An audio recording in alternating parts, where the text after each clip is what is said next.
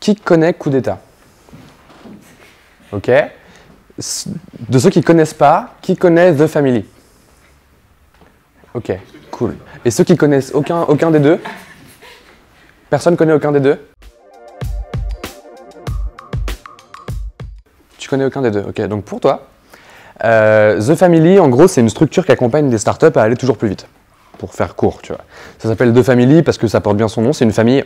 Et une famille, ça fait quoi? Ça protège, ça éduque, ça finance. Donc ça protège, pourquoi? Parce qu'en fait, il y a tellement d'entrepreneurs qui sont regroupés chez The Family que du coup, quand il y a quelqu'un qui fait la nique à une des startups, bah, il fait plus la nique à aucune des autres startups de The Family. Donc tu n'as aucune chance de te faire niquer par un autre acteur de l'écosystème, quoi. Ça éduque parce ils créent des formations, ils créent énormément de contenu qui permettent aux gens qui veulent monter des startups de le faire mieux. Et ça finance parce qu'en fait, ils ont un réseau qui est tel qu'ils peuvent te mettre en contact très facilement avec des investisseurs et que ça t'aide en fait à faire accélérer ta startup, grosso modo. D'ailleurs, c'est un truc qu'on disait avec Dimitri. Donc, je suis venu avec Dimitri qui bosse avec moi chez Coup d'État, qui s'occupe de tout le contenu vidéo, etc. Et avec Max qui a une startup chez The Family aussi. Et en fait, on disait ça avec Dimitri l'autre jour, c'était assez marrant. On disait, tu sais, il y a cette règle dans le monde qui dit que tu es forcément relié par 5 relations à n'importe quelle personne dans le monde. Tu vois, genre, tu es relié à Barack Obama par 5 relations. Et on disait, c'est marrant parce qu'en fait, quand tu es chez The Family, ça devient une personne. Genre, il y a tellement de gens dans le réseau que c'est assez exceptionnel, tu vois. Et il y a vraiment ce truc de... ils te règlent des problèmes par leur réseau qui sont assez incroyables. C'est Agricool. Donc, Agricool, c'est une startup qui fait pousser des fraises dans des conteneurs. Par exemple, ils posent leur premier conteneur à Bercy, il n'y a pas d'électricité. Donc, ils appellent Oussama, qui est un des cofondateurs de The Family, et ils lui disent écoute, on n'a pas d'électricité, c'est la merde. Qu'est-ce qu'on fait? Et il fait ah bah ça tombe bien parce qu'il y a 2 jours, par hasard, j'ai déjeuné avec la meuf qui gère l'électricité à Paris, je l'appelle. Et c'est ça le réseau de The Family, tu vois. Et en fait, 1 heure plus tard, il y a l'électricité chez Agricool et tout marche bien, tu vois. Et en fait, c'est des petits problèmes comme ça qu'ils arrivent à résoudre assez régulièrement et qui sont essentiels pour une boîte pour faire grossir. Il y a 5 ans, donc quand The Family a été créé, ils ont commencé avec un produit qu'ils ont créé qui s'appelait Coup d'État. Donc Coup d'État, K-O-U-D-E-T-A-T, là, comme écrit ici, qui était en gros une formation pour entrepreneurs. C'était une formation qui était en physique, donc tu venais chez The Family pendant 6 semaines, tous les samedis, tu apprenais, il y avait des entrepreneurs qui venaient te parler, te raconter un peu leur parcours, etc. etc. C'était payant, c'était cher, je sais plus combien c'était, mais c'était genre, c'était 2500 je crois. Donc c'était 2500, et puis tout était filmé, et tout a été mis en ligne, et c'était vendu, je sais plus, 200 ou 300 €. Ça a duré 1 an ou 2. C'est un produit qui a été créé parce qu'en fait, à la base, The Family bossait dans un appartement un peu pourri où ils accueillaient les entrepreneurs pour les accompagner au tout début, quand ça faisait que commencer. Et un jour, ils sont tombés sur un lieu qui est situé au 25 rue du Petit Musc dans le 4e, qui est maintenant devenu le lieu emblématique de The Family. Ils sont tombés sur ce lieu et ils ont fait « putain, il faut qu'on soit là ». Et en fait, ça coûtait hyper cher, je sais plus combien c'est, ça doit être un truc genre 30 000 € par mois, le loyer ou un truc comme ça, enfin une sale histoire quoi. Et ils se sont dit, comment on va payer ce loyer? J'en sais rien. Donc, ils ont fait des chèques en blanc en fait au proprio. Et ils ont dit, vous inquiétez pas, on va créer une formation, on va gagner des sous. Fake it until you make it, tu vois. Et il y avait vraiment ce truc. Et donc, ils ont fait ces chèques. Ils sont rentrés, ils ont pris le loyer et puis ils ont créé Coup d'État qu'ils ont vendu et ils ont eu assez d'argent pour payer le loyer. Une fois que cette formation physique a eu lieu et que tout ça, ça a été filmé, ça a été mis en ligne, vendu 200-300 €, ça continue à faire du cash. Et au bout d'un moment, suite aux activités de The Family, il n'y a plus besoin de ce cash-là. Et donc, ils se sont dit, Coup d'État, c'est un peu relou. Il y a cette plateforme en ligne où il y a plein de vidéos, c'est intéressant et tout, mais c'est des gens qui sont très différents des startups qu'on veut accompagner. Donc, il faut faire du support client, il faut s'assurer que tout se passe bien pour eux et tout, et on a la flemme. Donc, on va rendre le tout gratuit et plus s'en occuper. C'est devenu gratuit, ils s'en sont plus occupés.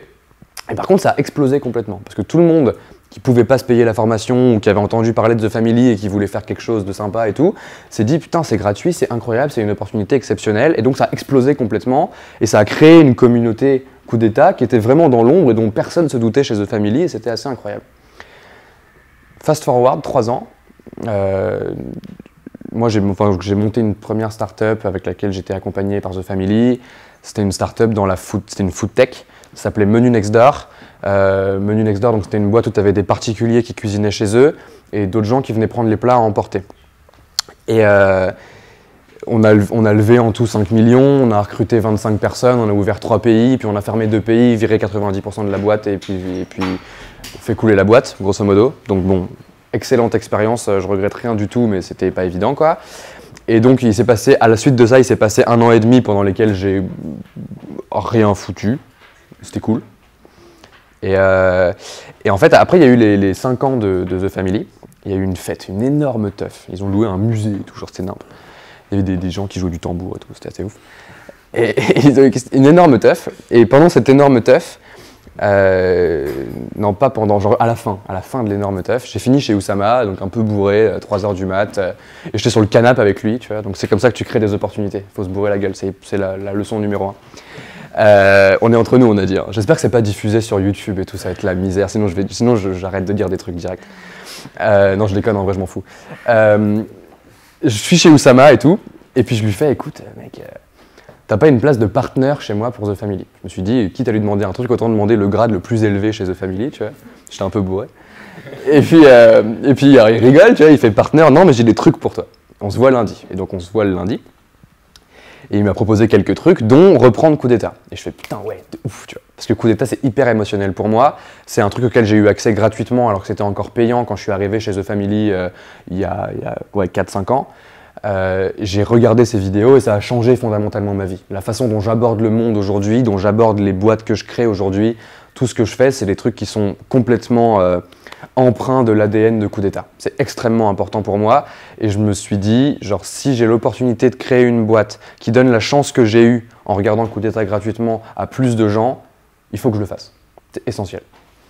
Donc j'ai fait, ok, je signe, c'est parti et j'ai repris Coup d'État.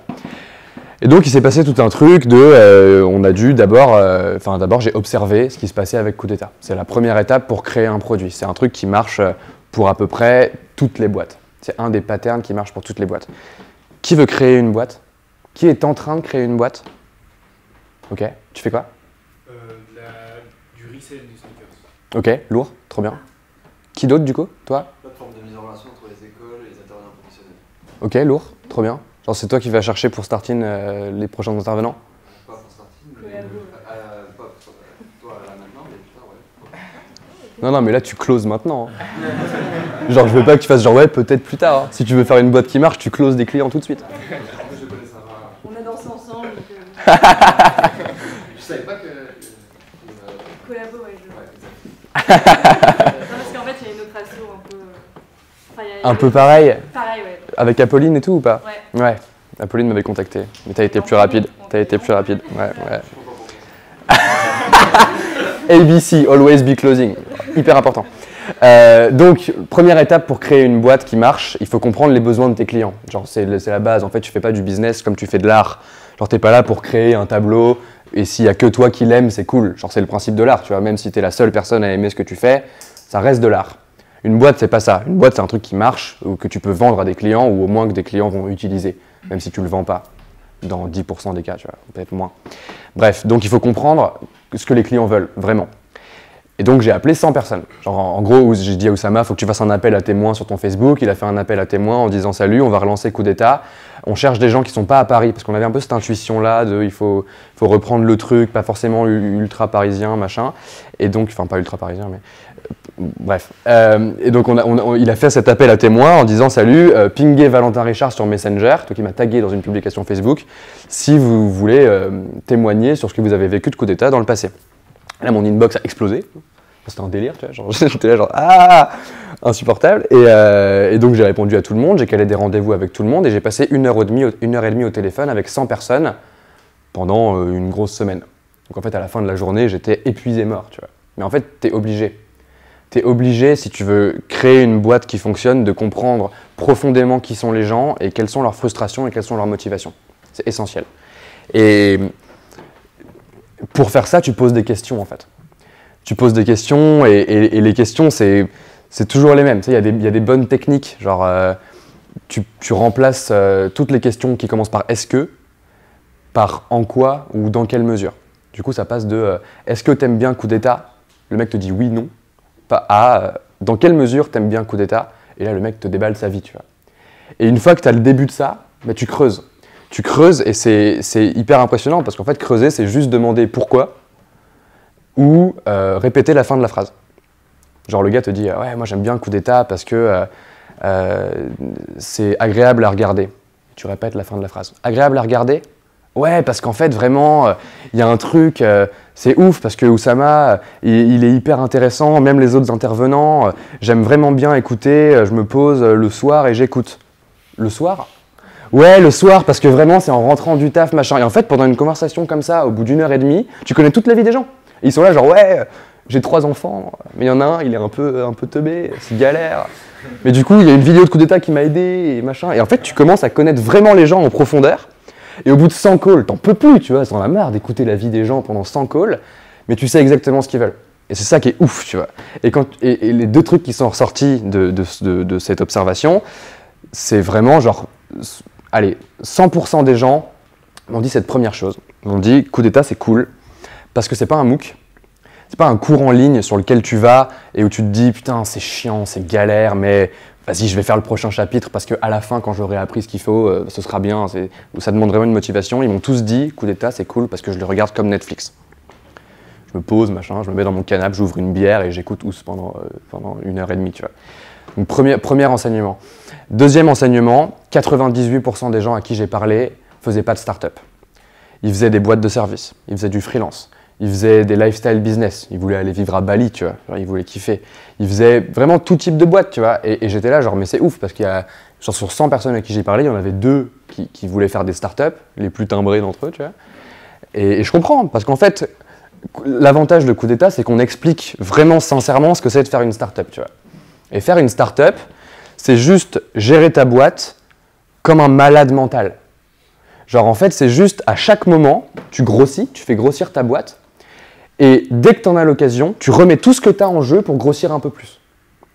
Et c'est une manière complètement irrationnelle de gérer une boîte. C'est pour ça que 90, je sais pas quel est le chiffre, mais c'est genre 97% des startups se crashent avant 3 ans. C'est parce que c'est complètement ahurissant de gérer sa boîte comme ça. Par contre, si tu arrives à gérer ta boîte comme ça et que ça marche, tu fais des boîtes exceptionnelles.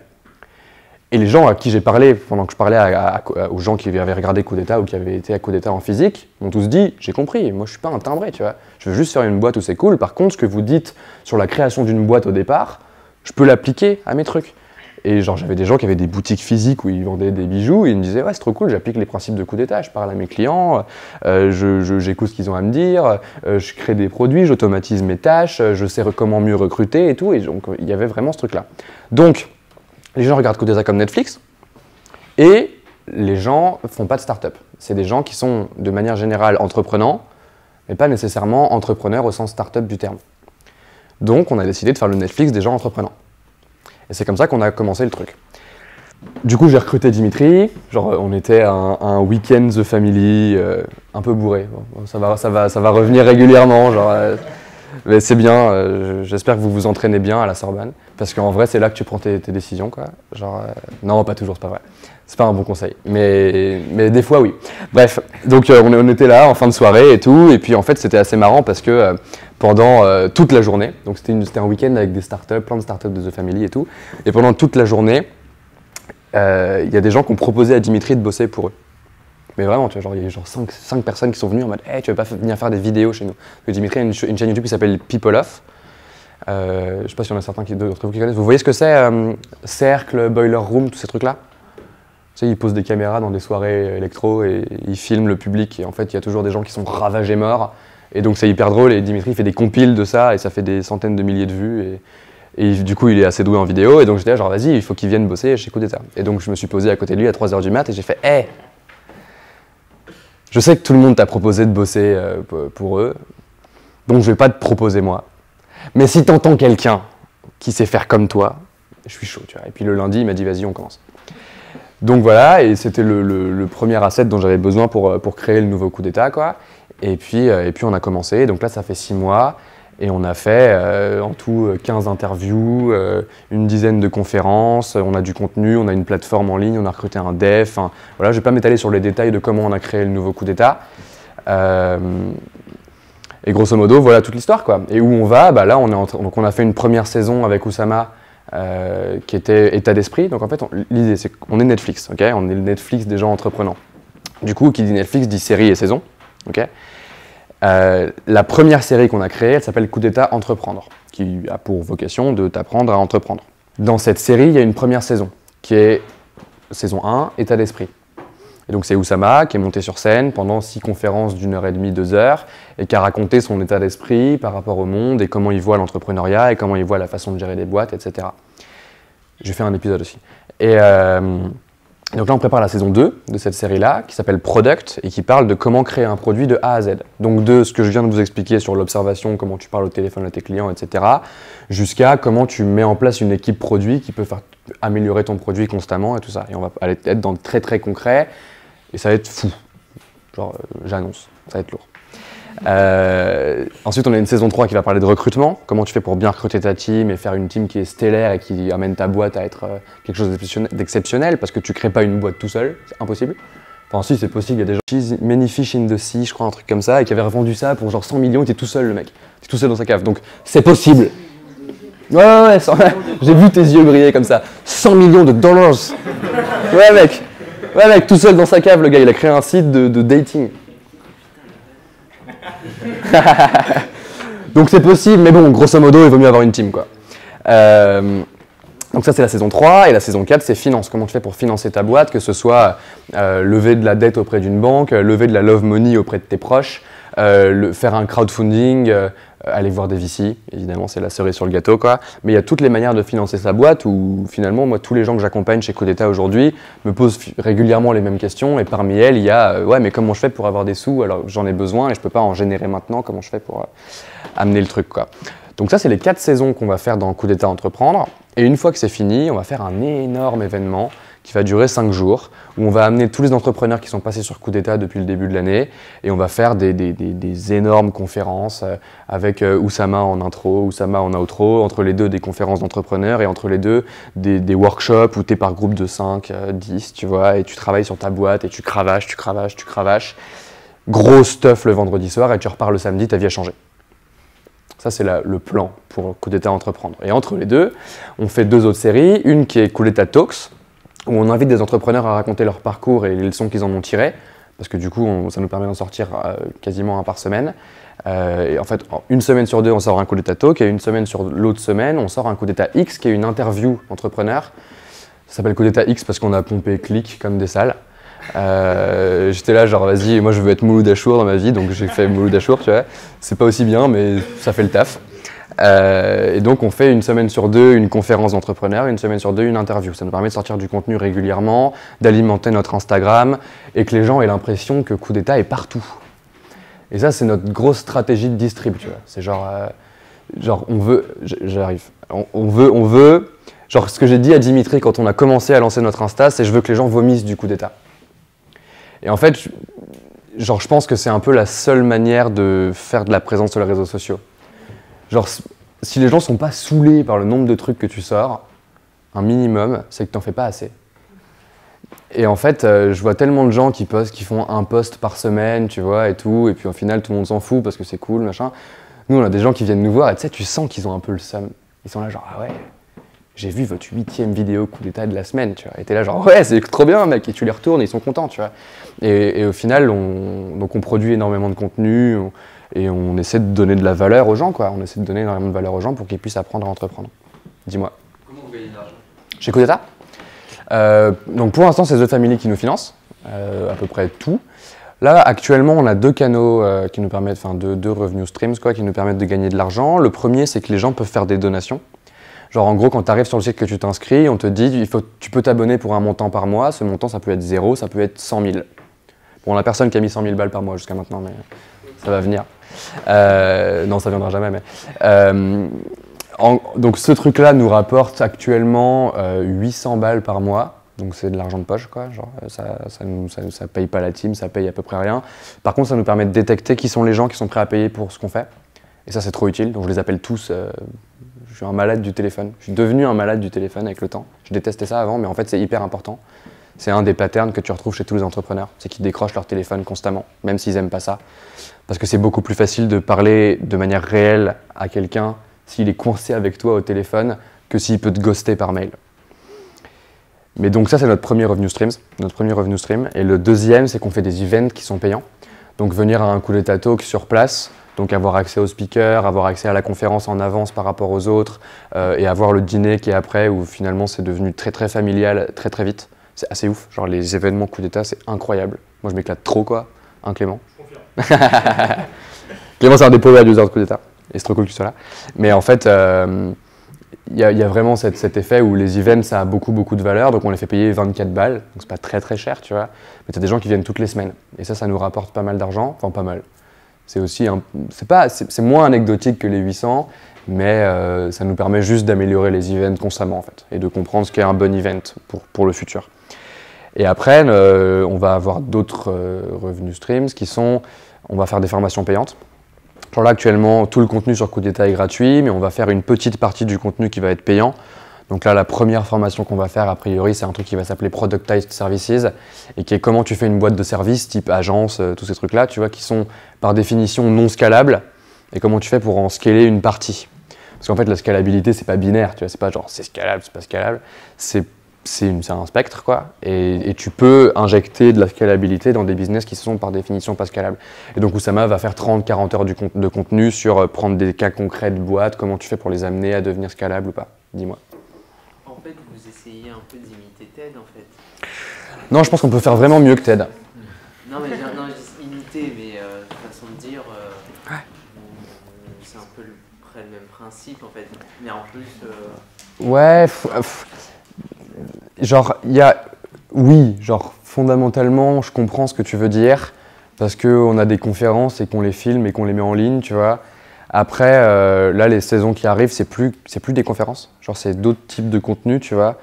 Et même si on multiplie le nombre d'intervenants et tout ça, comme pourrait le faire TED, parce que ça nous permet d'avoir du contenu régulier, ce qui est important, c'est les grosses saisons de coup d'état. Et là, on a vraiment une figure et c'est un peu particulier. Après, TED, moi, c'est aussi une question de culture, tu vois. Genre TED, il y a ce truc où, tu sais, ils ont un micro comme ça, là.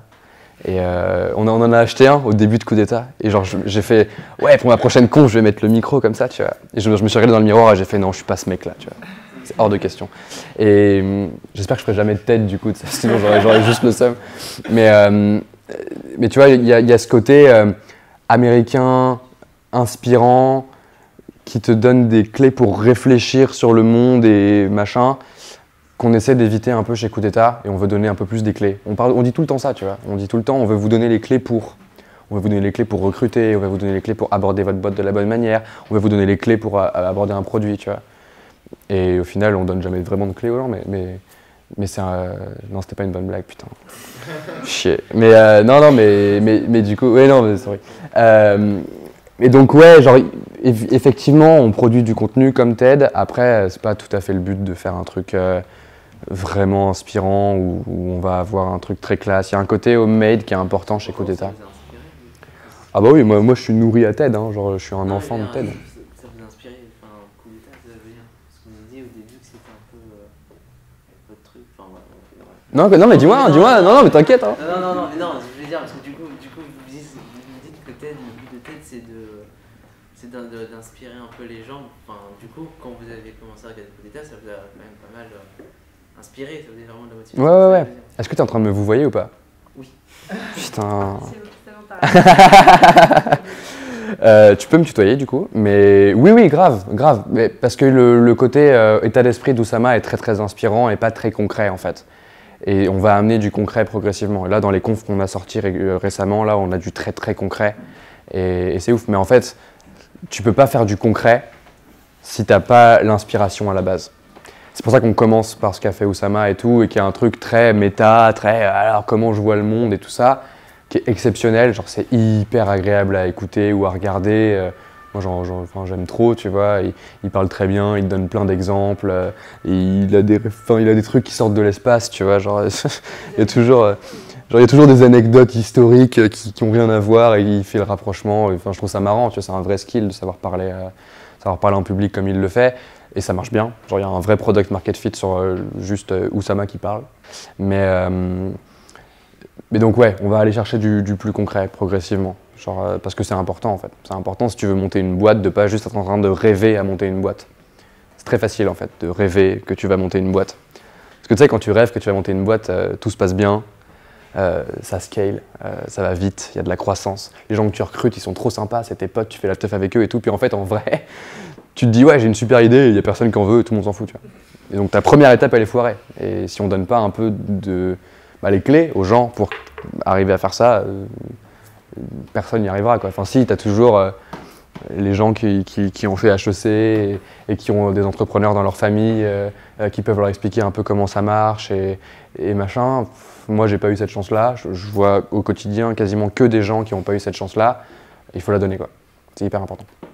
Mais donc voilà où on veut aller avec Coup d'État, voilà ce qu'on a fait. Je pense qu'on peut juste faire des questions, en fait, je vais pas te déblatérer pendant 8 heures, quoi. Une question, vu que The Family c'est aussi un peu international, Ouais. ça va se mettre en anglais ou pas? Alors, Pour, les autres en fait, la façon dont on le voit en interne actuellement, dont Oussama te le dirait maintenant, pour faire un raccourci, c'est que The Family est en anglais, donc international, Coup d'État est en français. Ok. Et après, il finit toujours par jusqu'à ce que Coup d'État se lance en anglais, et là on verra. Et ça s'appellera comment? Je sais pas. Coup d'État, ouais, c'est trop classe, mais personne va comprendre parce que c'est écrit n'importe comment et tout. Je sais pas, non mais j'en sais rien. En fait, il y a pas mal de gens qui nous ont demandé au tout début, quand on a relancé le truc, est-ce que vous allez faire des confs en anglais? Et j'étais là genre, bah non, parce qu'en fait, tu sais, il y a des vidéos sur YouTube de Coup d'État et tout, et sur la majorité des vidéos Coup d'État qui ont un peu un rapport avec Coup d'État qui sont en anglais, 100% des commentaires c'est « Eh, mais pourquoi c'est pas en français les vidéos ?» Donc on s'est dit, ok, en fait, si tu veux, tu dois avoir, je sais pas, peut-être 1000 personnes qui attendent que Coup d'État soit en anglais. C'est vraiment gentil, genre c'est vraiment large, quoi. Et c'est pas assez pour faire une base solide. Donc, tant qu'on n'a pas les ressources pour faire un vrai lancement sur l'anglophone, on le fera pas. Parce que ça sert à rien de faire juste « Hey, on a fait une vidéo en anglais, est-ce que vous êtes content ?» Enfin, il faut le faire bien, tu vois, il faut faire les choses bien et avec intensité, c'est hyper important. Désolé. Dis-moi, sois pas désolé. Non, mais c'est quand j'interviens, mais en fait, je suis pas du tout d'accord en fait. Est-ce que tu viens de dire? Ok, cool. Parce que, en fait, dire qu'aujourd'hui c'est pas intéressant de. Enfin, c'est pas que c'est pas intéressant, mais de dire que c'est pas vraiment utile de faire des vidéos en anglais parce que c'est qu'une personne. Il y a 20 ans, peut-être que ça aurait pu marcher. Aujourd'hui, c'est pas vrai parce que y a tous les réseaux sociaux qu'on a aujourd'hui, toute la base de raisons qu'on peut avoir, ne serait-ce que faire une vidéo en anglais, ça peut vous rapporter 10 000 personnes, 20 000 en une heure. Donc c'est pour ça que je pense pas que ce soit forcément. Et après? Bah après, c'est du bouche à oreille. C'est comme le. Non, mais vas-y, continue. Hein. Non, mais c'est comme le. Non, mais c'est intéressant parce que je suis. Genre, il y a un an, j'aurais été d'accord avec toi.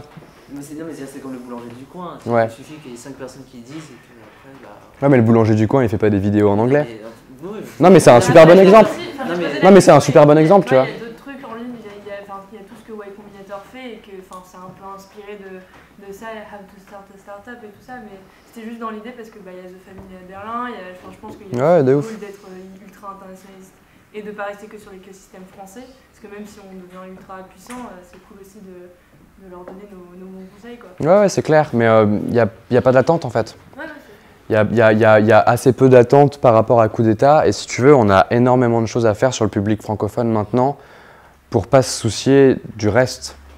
Genre, c'est toujours pareil, tu sais, genre, c'est le truc le plus contre-intuitif quand tu crées une boîte qui a une ambition gigantesque, tu vois. Parce que c'est le cas, genre en vrai, genre moi je m'arrête pas tant que ma boîte elle pèse pas des centaines de millions ou de milliards, enfin je m'en fous, genre, je m'arrête pas, quoi, c'est tout, tu vois. Et je le sais, genre c'est sûr, pour l'avoir déjà fait, quoi. Mais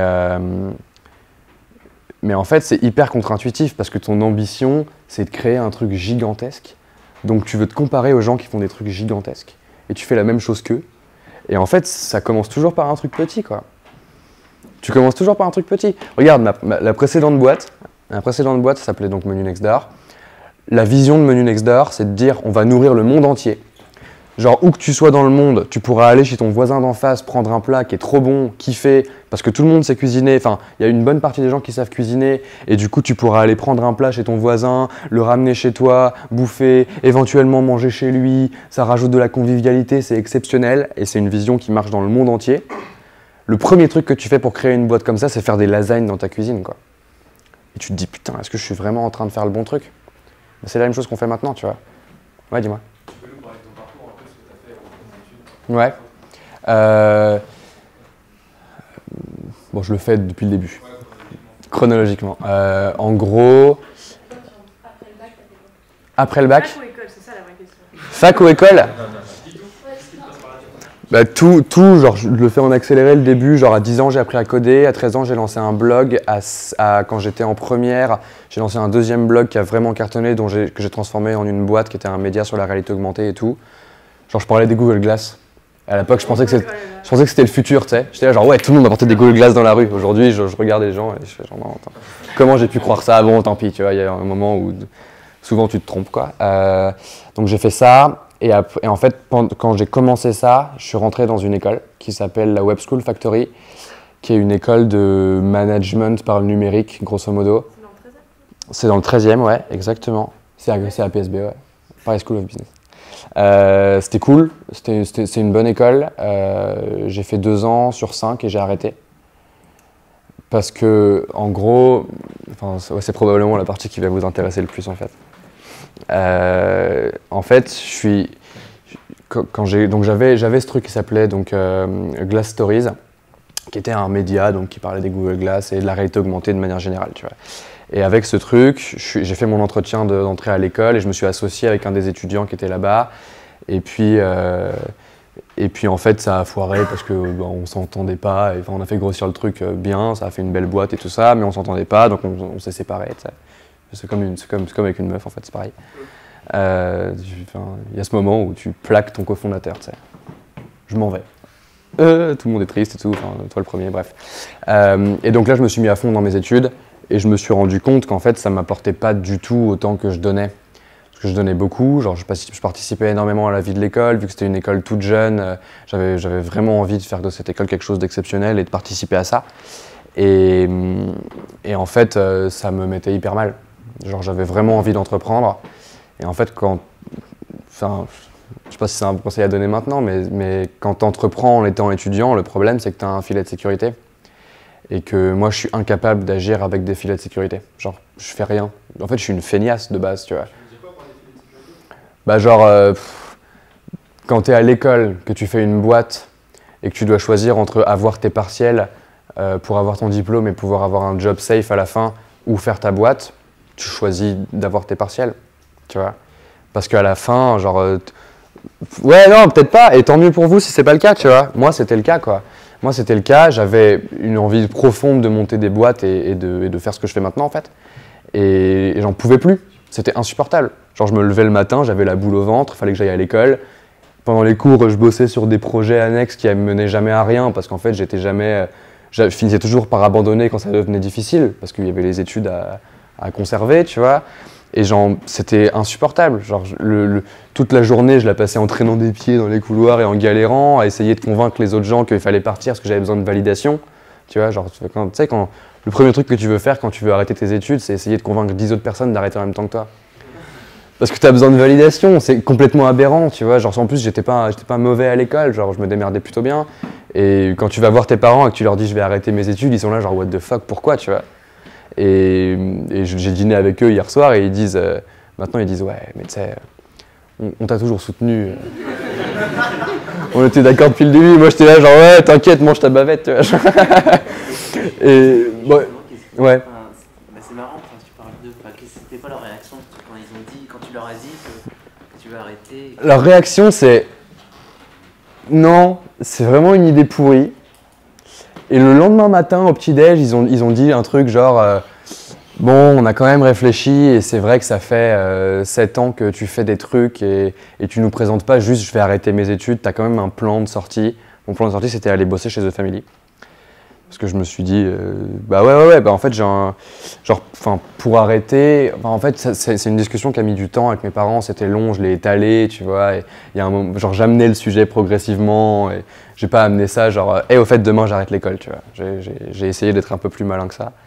Mais, ouais, mes parents sont hyper cool, en fait. Genre, c'est une énorme chance. C'est que mes parents sont ultra cool et qu'ils m'ont dit, tant que tu fais les trucs et que t'es content, nous, on est OK, tu vois. Et c'est assez cool d'avoir ça parce que le reste de ma famille comprend pas. Genre même ma sœur, tu vois, elle a fait, maintenant elle est médecin, donc elle a fait 10 ans de médecine. Il y a encore un an, donc tu sais, post-Menu Next Door, il y a un minimum de succès et genre je sais pertinemment que genre, je serai plus jamais dans la merde dans ma vie, tu vois. Genre vraiment dans la merde, je pourrais pas me retrouver à la rue, si je veux trouver un job, je peux, enfin. Et ma sœur m'a dit l'année dernière, ouais, moi je suis quand même pas pour, tu devrais reprendre les études. Tu vois. J'étais genre, enfin t'as quoi? Ou tu sais, c'est ma grand-mère qui vient il y a 3 mois et qui m'amène un sac avec genre 20 sachets de Doliprane dedans. Je fais, c'est quoi, tu vois? Elle me fait, c'est des Doliprane. Ok. Et elle me dit, ouais, parce que bon, comme t'as pas beaucoup de sous et tout, je voudrais t'aider et tout. Bah, merci, c'est cool, tu vois, mais enfin, je peux m'acheter des Doliprane, tu vois, y a pas de problème. Parce que personne comprend rien. En fait, quand tu suis pas le parcours classique et que tu commences à dire, ouais, j'ai levé 1,5 million auprès de gens qui m'ont juste filé des thunes parce qu'ils croyaient dans mon projet et tout ça, et que tu viens d'une famille d'ouvriers. Enfin, je veux dire, ma grand-mère qui me donnait des Doliprane, elle a bossé comme clerc de notaire pendant 50 ans et elle connaît rien d'autre que le salariat, tu vois, et la retraite. C'est stylé, en vrai. Mais du coup, forcément, elle comprend pas, ça retourne son monde, tu vois. Ouais, dis-moi. Comment t'as fait pour lever autant d'argent?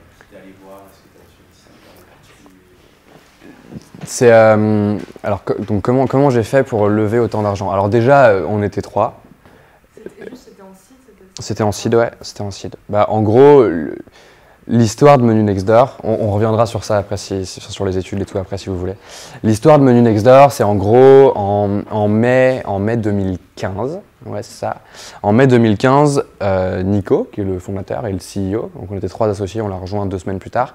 Nico a créé un groupe Facebook sur lequel il a commencé à poster des photos de lui en train d'aller à la ferme et d'acheter du fromage et de caresser des chèvres.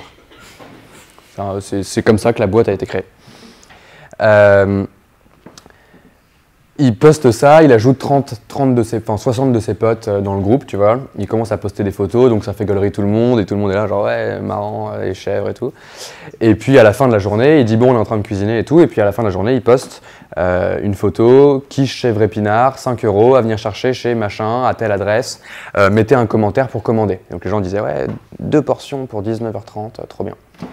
Et puis pendant ce premier menu, donc il y a eu 25 commandes, que des potes, tu vois, qui ont dit ah ouais, mais moi je connais machin qui pourrait cuisiner, je connais machine qui pourrait cuisiner aussi et tout. Et puis ça commence à grossir, puis tu as un chef par semaine, et puis 2 chefs par semaine, et puis 3, et puis au bout d'un moment tu as un menu par jour, et puis tu grossis et tout ça.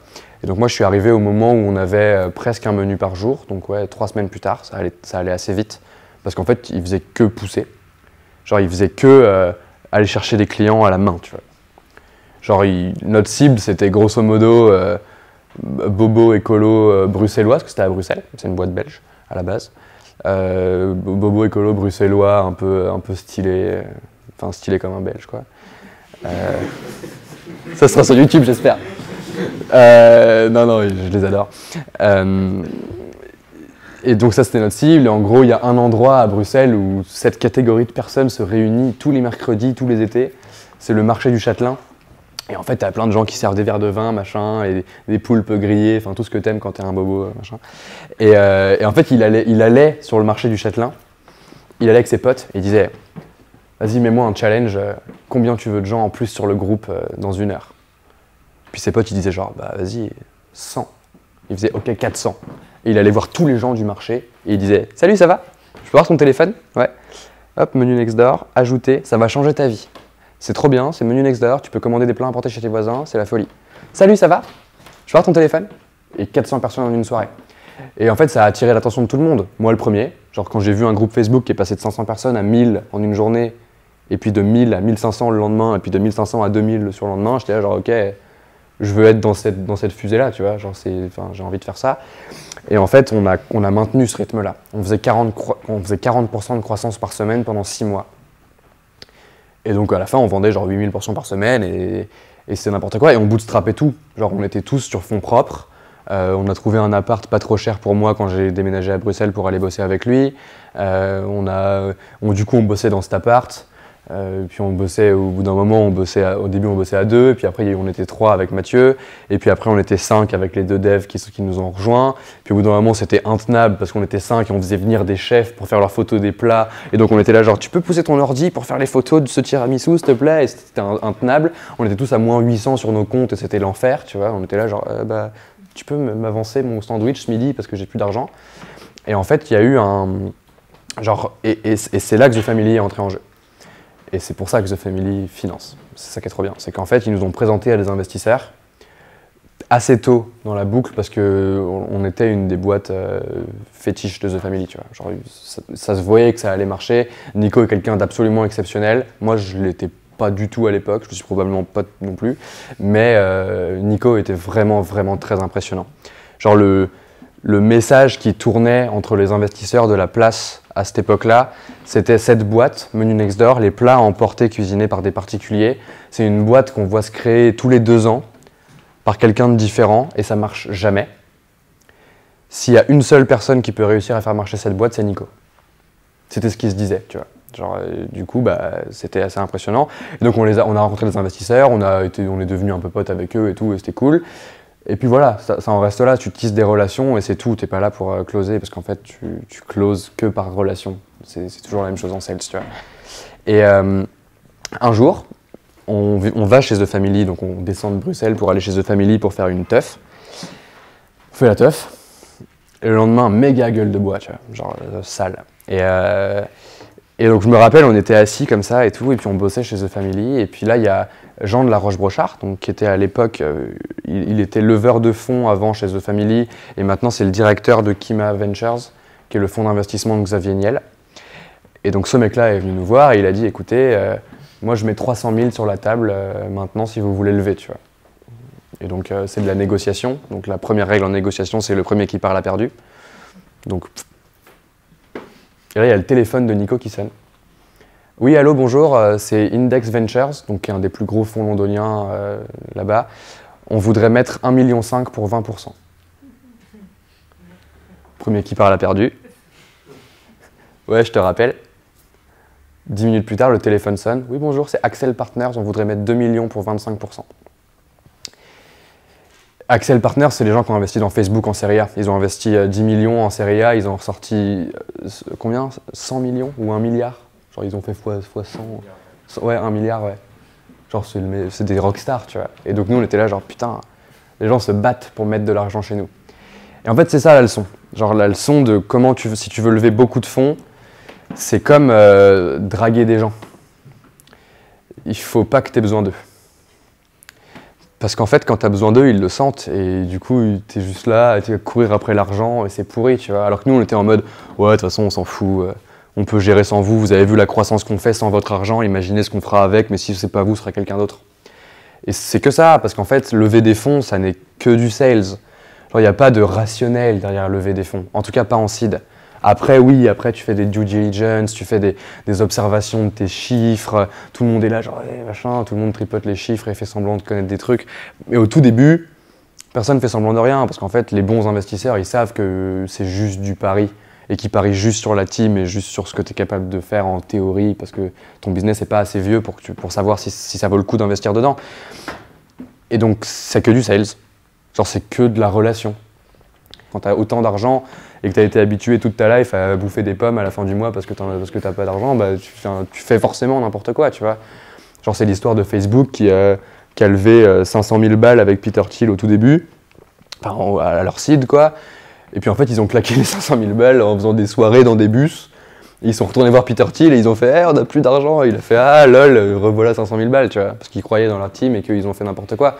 Eux, c'est cool, ils ont appris la leçon en 2 semaines.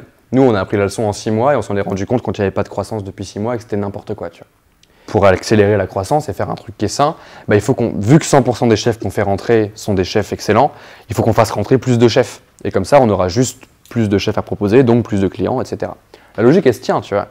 C'est juste que on n'avait pas compris ce qui était important chez les clients. Et ce que les clients nous disaient toujours, donc tu sais, je vous dis, décrochez votre téléphone, appelez-les, parlez-leur.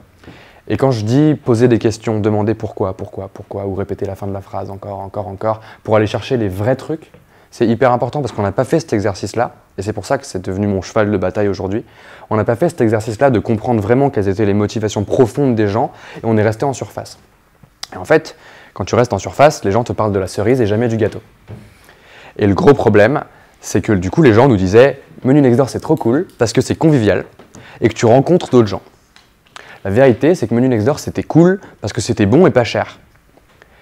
Mais les gens ne te parlent jamais de ça. Les gens vont pas te dire « Ouais, parce qu'en fait, moi, je suis un peu un radin, du coup, j'ai besoin de manger pas cher et en même temps, j'aime bien bouffer. » Tu vois, genre, ils disent pas ça, à moins que tu creuses, tu vois, à moins que tu creuses vraiment.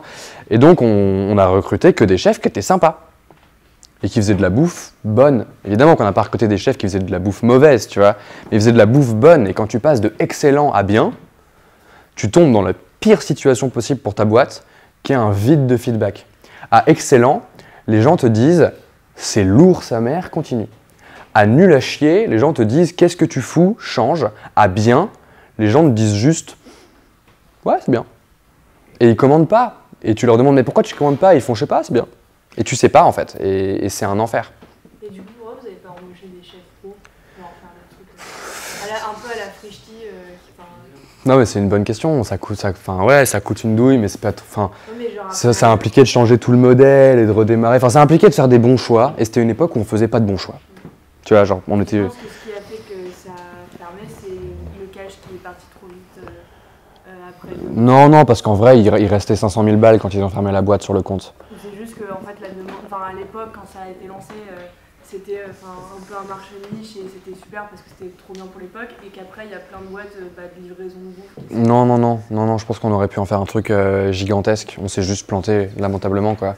Genre, si on avait conservé la qualité sur du long terme et qu'on avait fait en sorte que plus de gens puissent goûter à l'expérience Menu Next Door du début, ça aurait été incroyable. Le problème, c'est que même nous, on commandait plus Menu Next Door. On était là genre, ah, il y a machin qui fait un menu à côté, et toute la team se marrait parce que évidemment qu'on n'allait pas commander ce Menu Next Door. Genre, ça aurait dû nous mettre la puce à l'oreille, tu vois. Genre, quand toi, t'achètes pas ton propre produit alors que t'es quand même un peu dans la cible, c'est qu'il y a vraiment un truc qui va pas, quoi. Et on a fait ça, tu vois. Genre, ça nous faisait marrer et on faisait la teuf, tu vois, genre, mais c'est chaud parce qu'on était quand même sérieux. Je dis on faisait la teuf, machin, je rigole avec ça, mais en vrai, on bossait beaucoup. On bossait H24, on faisait que ça. On n'avait qu'un truc en tête, c'était faire en sorte que la boîte marche et on était vraiment commit à faire en sorte que cette boîte, ça devienne un succès gigantesque. C'est juste qu'on faisait que des trucs nuls, quoi. Genre, on faisait que des trucs qui n'ont pas de sens. Et en fait, genre, on est revenu à l'état de base de l'entrepreneur qui veut entreprendre, qui est que tu fais que des trucs qui te font marrer et tu fais rien qui compte et qui a du sens pour ta boîte, tu vois. Et en plus, on se foutait de la gueule des gens qui faisaient ça, tu vois. On était là genre, ah, ces bolos là, ils n'ont pas d'argent parce qu'en fait, ils font rien pour leurs clients. Et nous, on avait plein d'argent, mais on faisait quand même rien pour notre client. Et puis au final, la boîte a coulé, tu vois. On a fait des conneries. Après, en recrutement, on s'est planté. Genre, mais forcément, en fait, à partir du moment où genre, tout découle de ton produit. À la base, si ton produit, il plaît aux gens, ton job, c'est juste faire en sorte d'amener ce produit à plus de gens. Donc là, il y a du recrutement qui intervient, donc il y a du financement qui intervient et tout. Mais si tu n'as pas ça, en fait, tu recrutes des gens qui font un mauvais job, tu finances un job qui n'a pas de sens, et il n'y a rien qui va tant que tu n'as pas ton product market fit. C'est pour ça qu'on parle de product market fit. Et le product market fit, il se perd. C'est ça qui est ouf. Et nous, on l'a perdu, tu vois, on l'avait à la base. Genre, on postait un menu sur Facebook et les gens, ils se battaient et on vendait 100 portions en 10 minutes et on était là genre, waouh, ça marche trop bien. Et on a perdu ça. Et on ne s'est jamais posé la question, tu vois. Tu avais une question? Ouais, je me demandais, est-ce que vous aviez des responsabilités des investisseurs une fois que la boîte avait... Alors, quand tu lèves en seed avec des bons investisseurs, et il n'y en a pas beaucoup. C'est quoi en seed? En gros, tu as différents rounds d'investissement. Donc, tu as un premier tour de table qui s'appelle le seed round, où tu lèves entre 50 000 et 2 millions. C'est une grosse fourchette, mais c'est ça, quoi. Mais ça dépend des boîtes, en fait, ça dépend des marchés et tout. Enfin, ça dépend de l'argent dont tu as besoin pour faire grossir ta boîte. Ça, c'est un seed round. Donc, souvent, c'est soit des business angels, soit des VC, mais c'est très, très rare. Donc, un business angel, c'est un particulier qui a beaucoup d'argent et qui veut mettre de l'argent dans ta boîte. Un VC, c'est un fonds d'investissement. Donc, c'est beaucoup de gens riches qui veulent placer leur argent à risque, qui disent à un fonds d'investissement qui est composé de venture capitalistes, donc des VCs, qui dit voilà, moi je te donne 100 millions par an à investir, qui vont se combiner à tous les autres 100 millions de plein de gens, et donc ça fait un fonds à 15 milliards, et tous les ans ils ont 15 milliards à investir sur la table pour mettre dans des startups, et il y en a 97% qui vont mourir, mais des fois il y a Facebook au milieu. Et du coup ça rattrape tous les autres investissements, etc. Donc les VC en général ils investissent au deuxième tour de table, donc il y a le seed et ensuite il y a la série A. Et puis la série B, la série C et la série D. Et en général, ton but c'est de faire en sorte que ce soit de plus en plus gros à chaque fois parce que tu as des challenges qui sont de plus en plus gros. Si tu prends Agricool, par exemple. Donc Agricool, ils font pousser des fraises dans des conteneurs, donc c'est une tech qui demande quand même beaucoup d'argent. Leur seed, c'est 100K, c'est ça? Non, c'était 500K. C'était 500 000, leur seed. Après, leur série A, c'était 5 millions. Leur série B, c'était 15. Et là, non, c'était 10. Et là, ils viennent de lever 25. Tu vois, et en fait, à chaque fois, ils ont des problématiques différentes. Genre, quand ils ont levé 8 et 2, là, à leur série B, du coup, leur problématique, c'était comment je recrute des ingénieurs agronomes qui vont me permettre d'améliorer la tech à fond. Maintenant, leur problématique, ils ont besoin de 25 millions pour industrialiser le process. Donc, tu vois, à chaque fois, tu as des problématiques différentes. Et donc, le seed, c'est ça. Et qu'est-ce que je disais? Non. La responsabilité. Ah oui, est-ce qu'on avait des responsabilités? Ouais. Quand tu lèves en seed auprès de bons investisseurs, et donc ce que je disais, c'est qu'il n'y en a pas beaucoup, et ils se connaissent tous entre eux, et en fait, et c'est important du coup d'avoir une boîte qui marche avant de lever, du coup, pour ça, parce qu'en fait, sinon tu te tapes des bolos, tu vois. Tu te tapes des gens qui veulent juste investir leur argent et qui ont rien à t'apporter vraiment. Quoi? Déduire des impôts. Et ouais, les gens tu sais, t'as des gens qui investissent pour déduire des impôts. C'est la pire raison pour investir dans une boîte, tu vois. Genre, et donc quand tu lèves en seed avec des bons investisseurs, ils te font pas chier en fait.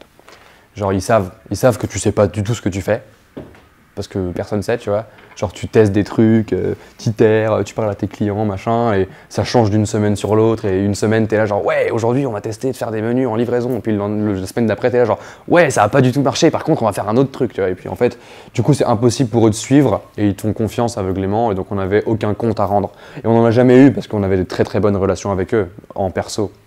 Et c'est aussi là que c'est du sales, c'est qu'en fait tu fais que de la relation, et une fois que t'es pote avec les gens, ils te font pas chier, tu vois. Mais il faut devenir pote avec eux, et du coup il faut les considérer comme des potes et pas comme des messies qui viennent t'apporter de l'argent, parce que c'est pas le cas en fait.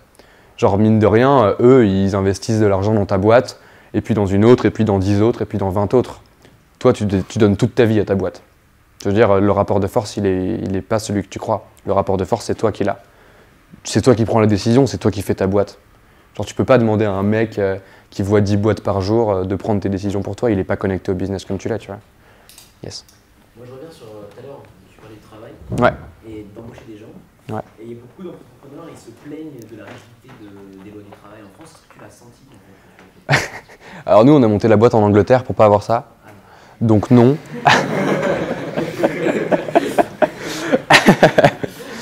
Donc non, j'en sais rien. J'ai peu d'expérience avec la création de boîtes en France, à part avec Coup d'État maintenant. Et grosso modo, sur Coup d'État, là, tout le monde il y a quasiment que des freelances en fait sur Coup d'État. Il n'y a pas d'employés parce que tu as le droit en fait maintenant. Genre, tu as le droit d'avoir que des freelances, et parce que en gros, il y a une loi qui est passée en 2010, c'est la loi Macron, qui a redéfini un peu le code du travail et qui s'est rendu compte que c'est quoi encore l'organisme qui te fait chier? Non, pas ça, pardon. Attends, tu parles du Je parle du... Non, bon, on s'en bat les couilles. En gros, il y a ce... Merde, fais chier. Quoi? Non, mais en gros, il y a les trucs qui gèrent les employés, quoi. Tu vois, genre les trucs qui... Enfin, il y a cet organisme, en gros, qui vient et qui peut te dire ça, c'est du travail déguisé, c'est du salariat déguisé. Quoi? Ouais, ça doit être l'URSSAF, en fait, ouais. Mais... C'est l'URSSAF. Ouais, bah c'est l'URSSAF du coup. Donc l'URSSAF, avant la loi Macron, pouvait venir et te dire, lui il est auto-entrepreneur et il bosse comme un salarié, donc tu dois le passer en salarié, et t'es obligé. Et potentiellement tu as une amende. Et maintenant c'est plus le cas. Parce qu'en fait ils se sont rendus compte qu'il y a plein de gens qui étaient vraiment dans cette situation-là, qui voulaient bosser à temps plein pour une boîte, mais qui voulaient garder leur liberté d'être auto-entrepreneur et de pouvoir faire ce qu'ils voulaient, de se barrer sans avoir de préavis, etc., pas avoir de contrat de travail et tout. Et donc, ils peuvent plus t'imposer de devenir un salarié. Et du coup, bah, nous, on a tous fait le choix d'être en indépendant, et ça coûte moins cher à la boîte. Et au final, le seul risque, c'est que les employés t'attaquent pour salariat déguisé parce qu'ils voulaient vraiment un contrat de travail. J'espère que tu feras pas ça.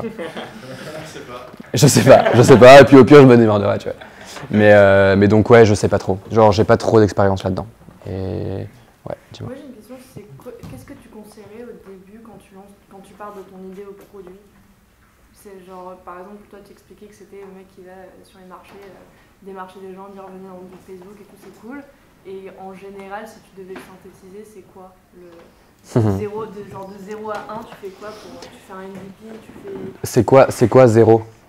Bah 0, c'est genre t'as une idée quoi, t'as rien qui est tangible. Mais en fait, le problème, c'est que ton 0, il est déjà mauvais. Non mais pas toi, hein, de manière générale, pas toi maintenant. En fait, le problème, c'est que 0, c'est pas avoir une idée. Parce que souvent, avoir une idée, ça t'empêche de voir la réalité. Parce que tu te dis, je veux faire... c'est toujours compliqué d'avoir un exemple de ça. Une app pour trouver un bar le soir. Je veux faire une app pour trouver un bar le soir.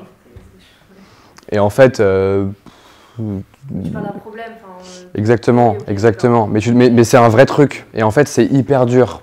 C'est hyper dur de partir pour de vrai d'un problème. Parce que la plupart du temps, le problème, il se trouve par chance dans les boîtes qui marchent. Tu vois, regarde, tu prends Kimono. Kimono, c'est une boîte qui fait des t-shirts. C'est ça? Kermesse. Ouais, c'est Kermesse du coup. Kimono, c'est une boîte qui customise des t-shirts pour des startups. Enfin, pas que les t-shirts, des fringues de manière générale et plein de trucs. Et ils cartonnent. Genre, ils niquent tout quoi. Et eux, à la base, ils ont été créés. Donc, c'est une association entre Olivier Ramel, qui est le CEO de Kimono, j'allais dire de Coup d'État, mais ça, c'est moi, et The Family. Et en fait, à la base, c'est Olivier qui vient pour bosser chez The Family, qui commence à parler avec Alice et tout. Et Alice lui dit « Ouais, mais c'est vrai, c'est ouf parce que moi, toutes mes startups, elles me disent qu'elles galèrent à trouver des SAP customisés qui soient sympas, tu vois. » Et en fait, c'est par chance, c'est parce que Alice, elle côtoie les startups tout le temps et qu'elle entend régulièrement parler de ce truc et que là, à ce moment-là, en parlant avec Olivier de Textile et de son expérience d'avant, elle se rappelle que les boîtes lui disent ça et tout, et donc elle détecte un problème qui vient. Et la plupart du temps, ça vient par chance. Et en fait, le problème, c'est que si tu veux monter une boîte et que tu as juste une idée, bah, tu n'as pas cette chance-là. Genre, tu veux monter une boîte, donc en fait, souvent, tu vas passer à l'étape suivante avant même d'avoir trouvé ton problème, tu vois. Et du coup, si tu veux trouver ton problème, tu fais ce que j'ai fait sur Coup d'État. Tu appelles des gens qui ont potentiellement un problème que tu as détecté. J'ai mal formulé en fait. Nous, on a un cours où on fait ça du design thinking, Ouais. toute une méthode pour arriver du problème, etc. Mais je voulais parler d'un mec qui a déjà trouvé le problème, il a déjà sa solution, il a commencé et tout, et il veut faire, je passe comment de ce que je fais maintenant où c'est un peu garage, à faire un vrai truc, je suis vraiment entrepreneur, je fais une vraie start-up et je pose des bases. C'est quoi Ouais. Bah là, c'est déjà beaucoup plus avancé. Hein. Si c'est garage et que ça marche, parce qu'en fait, c'est ça le truc. Moi, je parle, c'est pas personnel, mais à l'état où ça marche, ça commence à marcher. Il y a quand même Ça veut dire quoi? Non, mais c'est un vrai truc. Il y a déjà des clients, ouais. Bah en fait, si tu veux faire en sorte que ça devienne un vrai truc. Parce qu'il est là, mais il n'ose pas poser sa question, en fait, c'est ça. Vas-y, raconte. Parce qu'en fait, je sais. Non, C'est quoi ton nom? Ethan. Ethan. J'ai créé une startup qui s'appelle Teacher. Ouais. En fait, ça met en relation des étudiants et des élèves pour des cours à domicile en instantané. Ok. En fait, c'est une sorte de Uber quoi. Ok, ouais. Et Ok, cool. Et t'as combien d'users là? user, j'en ai 50. 50? Répartis comment? Genre répartis comment? T'as combien de profs et combien d'élèves? Tu dois avoir 100 profs. 100, ouais. Ok, cool. 50 élèves. Et 50 élèves, ok. Et ensuite, on a un taux de retour de 75% d'élèves. Qui reviennent et qui reprennent un truc, c'est gratuit? Non, c'est payant. Enfin, les cours sont payants. Ok, Mais moi, je prends pas de commission pour ça. ok. Prends-en. Genre la règle, c'est si tu comptes faire payer les gens un jour, fais-les payer maintenant. Parce que sinon, nous chez Menu Next Door, on n'a jamais pris de commission et en fait, du coup, les chefs restaient sur le site alors qu'ils trouvaient ça pourri, tu vois. Et en fait, c'est un problème. Genre, si demain, tu prends une commission sur le cours et que les profs trouvent que ta valeur à la mise en relation, elle est trop faible, ils vont se barrer. Et en fait, c'est important qu'ils se barrent s'ils trouvent ça nul, parce que ça te forcera à faire un truc mieux. Donc, prends une commission. Genre, je sais pas comment, mais trouve un moyen, quoi. On va mettre en place le MVP, justement, dont tu parlais. Normalement, ça devrait arriver d'ici le 10 janvier. Ok. Et là, Là, c'est comment actuellement? là, pour l'instant, c'est manuel. On a 2 téléphones. Lourd. Et on a les clients, on a les t-shirts. Trop bien. Voilà. Trop stylé. Jusqu'à combien tu peux monter en gardant juste ce système-là? Là, c'est chaud. Là, c'est chaud? Ouais, C'est vraiment chaud? là, c'est chaud. Ouais. Ok, cool. Bah, trop bien. Là c'est le bon schéma, quoi. Donc, trop cool. Et après tu fais grossir, quoi. Genre, en fait, il n'y a pas de secret, hein. Genre, ça devient un vrai truc à partir du moment où tu décides que c'est un vrai truc, quoi. Tu sais, genre, j'ai fait une interview de Chanty Biscuit l'autre jour. Ah, c'est super. Ouais, c'est cool. Chanty Biscuit, elle fait des biscuits personnalisés où tu peux écrire des mots dessus et les offrir, genre. Et c'est trop bon, ouais. Et tu sais, c'est pas, du coup, elle vend pas des biscuits, elle vend des cadeaux, tu vois. Et tu peux écrire ce que tu veux dessus, genre, je te quitte ou des trucs comme ça. Et non. Non, mais et elle me disait, c'est marrant parce que donc maintenant Chanty Biscuit, 2017, ils ont fait 1 million de chiffre d'affaires et ils triplent tous les ans, tu vois. C'est une entrepreneur. Et elle me dit, ouais, pour moi, c'est toujours un peu, genre, j'ai du mal à dire que je suis entrepreneur et que c'est un vrai truc. Donc, il n'y a pas de réponse à cette question, tu vois. C'est juste à quel point tu veux faire grossir ta boîte et à quel point tu t'arrêtes jamais, en fait. Et si tu veux faire une start-up qui grossit, c'est juste une question de choix à un moment critique. Genre, il y a un moment où quand tu prendras une commission et que, ou quand tu prendras une commission et que tu feras du cash et que tu arriveras à un stade où tu peux te payer, toi, et kiffer, et juste faire tourner le truc, machin, tu auras un choix à faire entre je fais une muse ou je fais une start-up. Et si tu choisis de faire une muse, ben en fait, tu arrêtes ta croissance. Genre, tu laisses tourner, tu bosses 1 heure par jour, tu vas chercher un peu des nouveaux clients, etc. Et puis, tu laisses tourner, ça te rapporte ton salaire et tu es content. Et sinon, tu fais le choix de faire une start-up et tu continues, quoi. Et tu fais grossir, quitte à ce que ça devienne trop gros et que du coup, ça meurt. Tu vois, mais c'est juste un choix de ça. Et du coup, il n'y a pas de moment définissant, tu vois, où ça devient un vrai truc. Si, genre, tu peux parler de toutes ces définitions qu'on donne du product market fit, tu vois, du fait qu'on dise que, on dit souvent que success is obvious, tu vois. Et c'est vrai. Genre quand ça marche pour de vrai et que tu as un vrai product market fit, tu le sais. Parce que, genre nous, chez Menu Next Door, notre product market fit, il était clair, tu vois. Genre, chez Menu Next Door, on avait des chefs qui faisaient 600 balles de bénéf tous les soirs, qui venaient nous voir avec des enveloppes remplies de billets, et qui disaient, les gars, vous prenez pas de commission, mais tu vois, vous prenez pas de commission, mais je me sens trop mal de pas vous en donner parce que vous changez ma vie complètement, tu vois. Et ils revenaient tout le temps, tu vois, et on faisait genre, non, on veut pas de tes sous, et puis ils disaient, si, ils nous filaient les sous, tu vois. Et quand t'as des gens qui te supplient de te payer, c'est que tu as un truc qui marche, tu vois. Mais ça prend du temps avant d'arriver là. Et il y a beaucoup d'étapes avant. Et c'est pas une fin en soi, parce qu'en fait, nous, on était là, genre, ok, ils veulent nous filer des sous, c'est cool, maintenant, on continue, quoi. Et tu t'arrêtes jamais, jamais. Ouais. C'était plus tard. J'étais parti, moi, déjà. Donc, c'était sur la dernière année. C'était sur la dernière année de Menu Next Door, mais il se passait plus rien, de toute façon. Genre, ça vendait 500 portions par semaine. Enfin, je sais pas trop, je connais pas les chiffres vraiment, mais il se passait comme... Ils ont testé énormément de choses, ils ont été incroyables, mais ils ont pas trouvé, quoi. Et c'était compliqué. C'était très compliqué. Mais donc, si tu veux, fais ton MVP, je sais pas ce que c'est, mais en vrai, envoie-moi un mail, hein. valentin@coudeta.co, quand tu veux, et n'importe qui, en fait, hein, pas que toi. Quoi ? Bah lourd, fais le MVP, lance-le, track comme il faut l'usage des gens, tu vois. Et fais grossir chaque semaine. Il y a un moment où ça sera énorme, quoi. Ouais. Et du coup, au début, le plus important, ça va être le développement du produit ou plutôt la recherche de clients une fois qu'on a un produit ? La recherche de clients. Mais en fait, les deux vont ensemble. En fait, tu cherches des clients pour créer ton produit. Et c'est ça, et donc je reviens à ce que je disais, machin, c'est qu'en fait, à la base, tu détectes un problème. Genre, mettons, ton problème, je sais pas, genre moi j'avais fait un des business que j'ai lancé récemment, avant Coudeta, là, le problème c'est apprendre à cuisiner, c'est un enfer. Genre apprendre à cuisiner chez toi, c'est un enfer. C'est un truc que tu détectes parce que tu vas sur Reddit cuisine et tu te rends compte que tout le monde est là, genre ah ouais mais c'est trop chiant parce que la majorité des recettes, en fait je comprends rien parce que je connais pas les ingrédients, je sais pas comment m'en servir, machin. Et puis quand tu le vois 1 fois, 2 fois, 3 fois, tu te dis bon il y a peut-être un truc, mais t'en sais rien encore. Genre t'as juste vu quelques personnes s'en plaindre, peut-être que t'en as vu en vrai, des gens qui se plaignent de ça, de ne pas pouvoir apprendre à cuisiner alors qu'ils aimeraient bien, machin. Donc t'as peut-être un début de problème. Et tu essaies de capter les frustrations des gens. Donc tu vois, genre, ah ouais, mais parce que les recettes c'est trop compliqué, parce que machin. Et puis en fait, au bout d'un moment, tu décides de faire une landing page. Et ça, c'est là que ça devient chercher des clients. Donc soit tu fais une landing page, soit tu vas chercher des clients vrais, genre tu les appelles, enfin tu trouves un moyen de trouver des clients dans la vraie vie. Peu importe la manière, mais en fait, il faut que tu arrives à rassembler un certain nombre de clients suffisamment pour pouvoir les appeler. Et après, tu les appelles et tu fais l'exercice que j'ai fait là pour coup d'état, dont je parlais. Ouais, alors, pourquoi c'est pourri d'apprendre à cuisiner? Ah, bah machin, et tu creuses, et tu finis par avoir toutes les frustrations qui sont grosso modo ce que je viens de dire, quoi. Genre, ouais, les recettes, c'est toujours nul. Il y a toujours un ingrédient qu'on ne connaît pas, qui n'est pas à dispo dans notre supermarché et on galère. Il y a toujours des fruits et légumes improbables on ne sait pas comment s'en servir. Il y a toujours des outils qu'on n'a pas, par quoi on peut les remplacer, etc., etc. Et donc tu listes toutes les frustrations et après tu essaies de faire grossir ton nombre de leads et tu fais toujours rentrer des nouveaux clients et tout et là tu crées ton produit. Et ton produit, ça doit être la version la plus incomplète possible. Par contre, ça doit être parfait.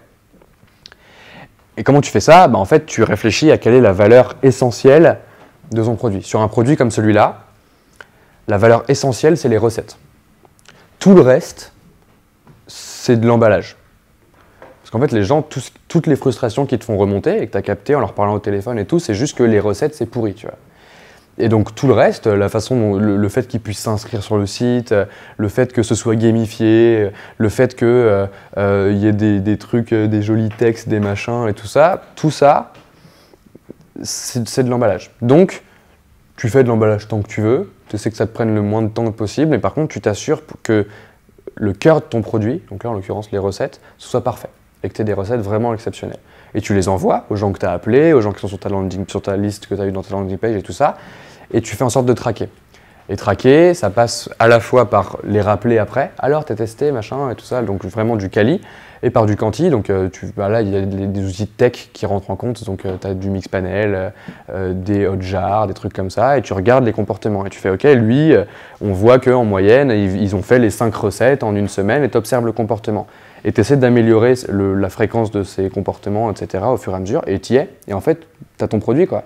Tu as ton produit, et tu passes à la phase suivante, qui est demander aux gens ce qu'ils voudraient avoir en plus, et tout ça, et améliorer ton produit. Et c'est tout, genre c'est toujours pareil.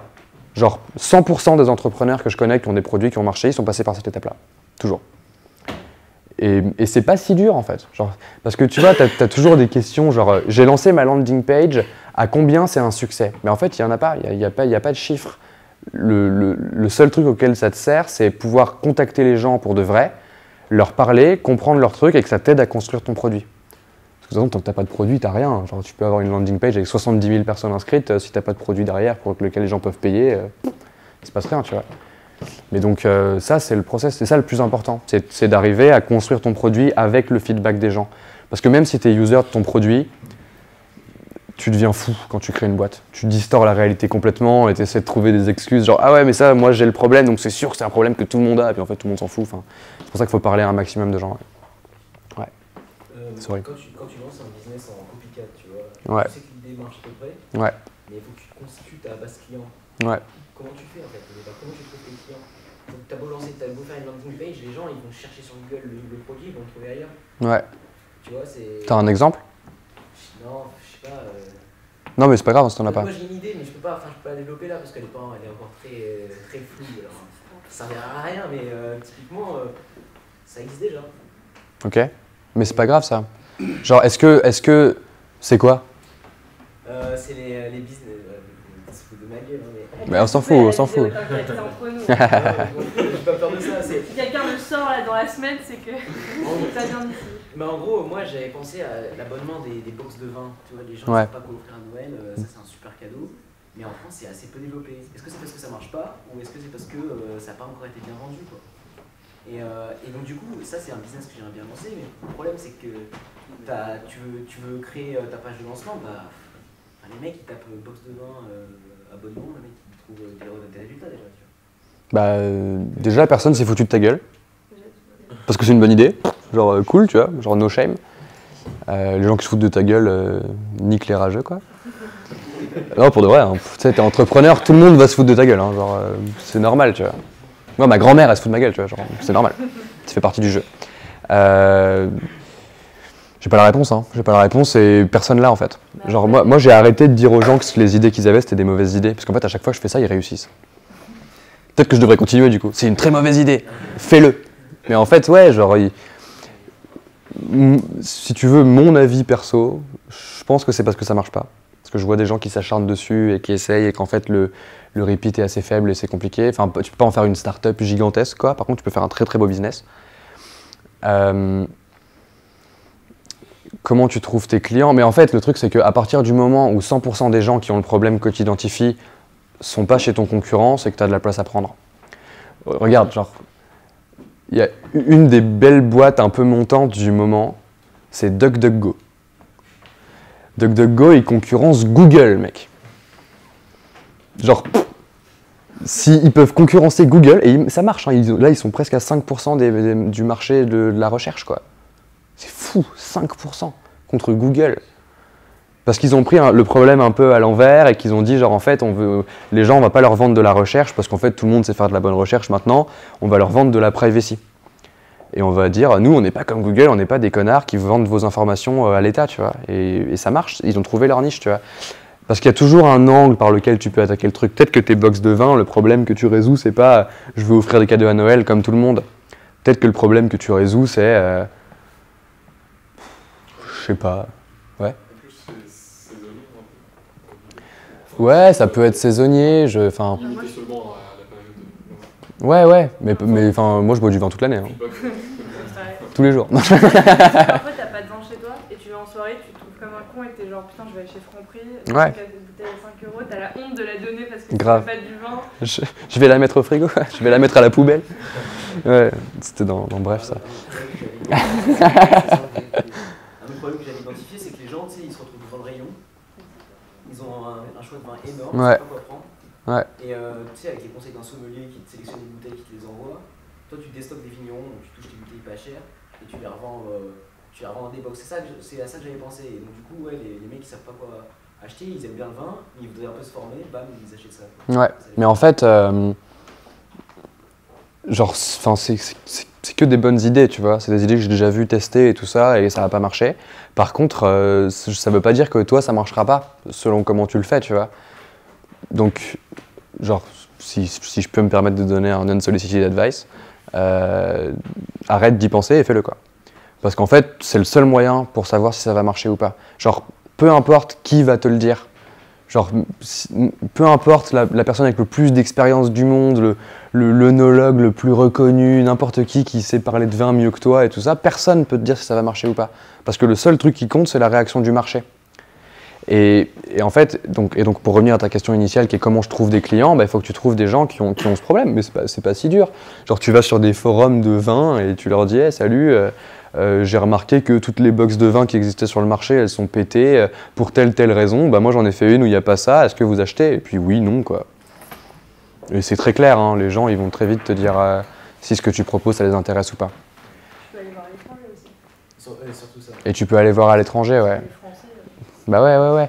Mais enfin, je pense sincèrement que si tu peux pas trouver 20 personnes qui sont susceptibles d'acheter ton produit ou qui ont ton problème, c'est que t'as rien, c'est que t'as une fausse idée. Mais là c'est le cas. Genre là, trouver 20 personnes qui veulent acheter du vin et offrir du vin, tu dois pouvoir te débrouiller quoi. Genre il y a tous les forums de vin, il y a tout, tu peux aller au salon du vin et closer 5 personnes. Genre il y a trop d'endroits où tu peux trouver des gens qui ont envie d'acheter du bon vin, tu vois. C'est pas le plus dur. Ce qui est dur dans la création d'une boîte, c'est de faire en sorte qu'une fois que ça marche, ça explose. Mais le tout début, c'est pas le plus dur. Ça paraît, hein, évidemment, tant que tu l'as pas fait, ça paraît le plus dur. Même quand tu l'as fait, en fait, ça paraît hyper dur. Mais il y a un vrai pattern. Et genre là, moi, Post, il y a vraiment ce truc de quand tu comprends ce que les gens veulent et que tu leur donnes, ils achètent. Tu vas au salon du vin et tu parles à tout le monde comme ça. Bah ouais, mec. t'es lourd. Comme ton pote avait fait. Ouais. Mais ça, c'est trop important. Hein.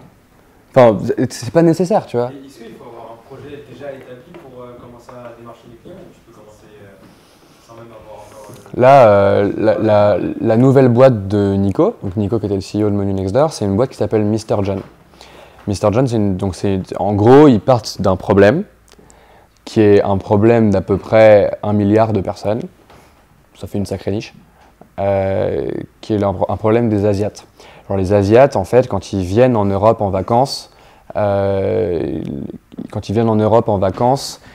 peuvent pas payer avec Alipay et WeChat Pay, qui est leur moyen de paiement principal avec leur téléphone et tout ça. Du coup, ils tirent du cash et ils se font voler leur cash dans la rue. Donc la réputation qu'a l'Europe auprès des Chinois surtout, c'est quand tu vas en France et que tu fais le touriste, tu te fais tirer ton cash dans la rue. Tu vois. Donc tout péter. Genre vrai problème, vraie frustration, presque désespoir. Genre c'est important de chercher le désespoir. Genre si tu veux un product market fit, cherche le désespoir des gens.